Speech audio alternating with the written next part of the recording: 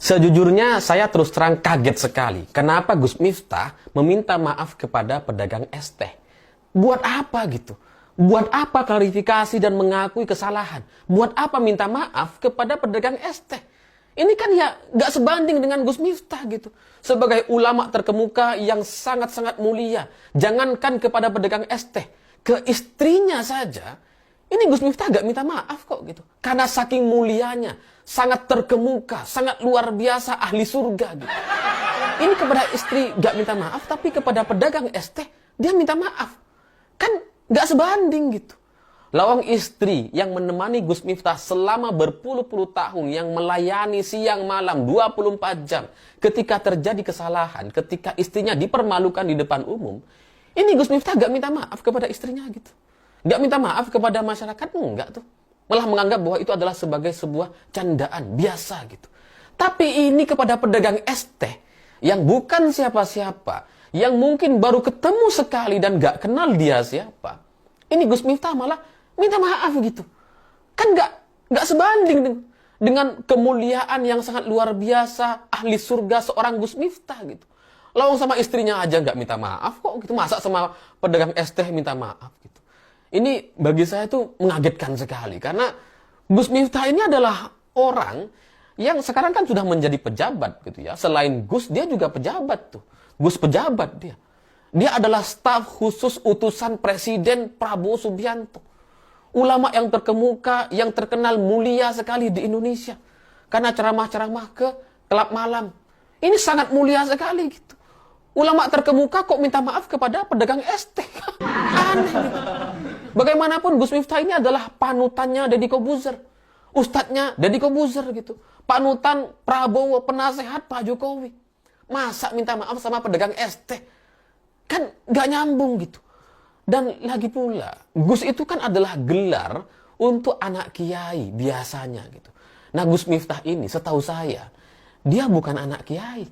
Tapi dia menyandang gelar Gus. Itu kan luar biasa karena kemuliaan yang sangat luar biasa gitu.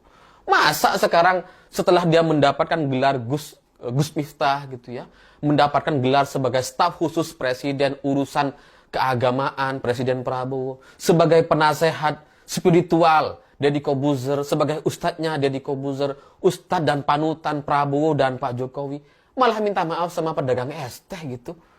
Kan nggak sebanding gitu. Tahu gitu pedagang es tehnya yang kita jadikan ulama. Jadi saya bingung kenapa Gus Miftah minta maaf. Karena ini seharusnya nggak perlu dia lakukan gitu. Karena Gus Miftah ini dengan kehebatan, dengan karomah atau kemuliaan yang dia miliki, dia bisa mendapatkan atau dijuluki gelar Gus sekalipun dia bukan anak kiai. Ini jelas jauh-jauh lebih hebat Gus Miftah dibandingkan Gibran yang masih menempuh jalur MK. Ini Gus Miftah nggak perlu jalur-jalur MK, langsung mendapatkan gelar Gus. Ini kan karena saking mulianya seorang Gus Miftah, derajatnya diangkat dengan sangat luar biasa. Lah kok sekarang malah minta maaf sama pedagang es teh, kan malu-maluin orang yang selama ini memuja-muja dan memuji Gus Miftah. Yang kalau ngundang, wah sudah ribuan orang yang ngundang Gus Miftah. Jadi, ya janganlah gitu. Janganlah Gus Miftah ini minta maaf kepada pedagang es teh, karena nggak sebanding gitu. Loh, Gus Miftah ini sekali diundang, itu biayanya puluhan juta. Nggak sebanding dengan pedagang es teh yang sekali dagang cuma sekitar ratusan ribu paling banyak gitu. Nggak nyampe jutaan. Ratusan ribu itu pun ya kalau nyampe gitu ya. Paling mentok-mentok ya 100.000 lah keuntungannya dia gitu. Jadi, untuk apa Gus Miftah minta maaf kepada pedagang es teh? Ini saya masih bertanya-tanya dan nggak habis pikir gitu. Karena dari sisi manapun jelas lebih mulia Gus Miftah. Jabatan lebih mulia. Soal gelar Gus jelas lebih mulia dibandingkan pedagang es teh gitu ya. Terus kemudian bayaran jelas lebih mahal Gus Miftah. Wah, puluhan juta dibandingkan pedagang es teh yang cuma puluhan ribu gitu.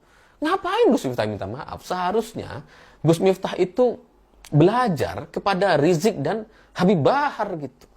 Yang kalau ceramah itu memang memaki-maki ceramahnya gitu ya. Sering menghujat penguasa, menghujat orang lain, menghujat Jokowi. Belajar dong dari Rizik dan Bahar gitu. Tidak sekalipun mereka meminta maaf atas ucapan dan makian yang mereka sampaikan. Gak ada tuh. Nggak ada namanya Habib Rizik, Habib Bahar meminta maaf atas pemakian yang dia sampaikan, nggak ada. Jadi harusnya ya Gus Miftah belajar. Jangankan kepada pedagang ST gitu. Habib Bahar sama Habib Rizik ke Pak Jokowi aja sebagai presiden nggak minta maaf tuh. Masa ini sama pedagang ST minta maaf sih gitu.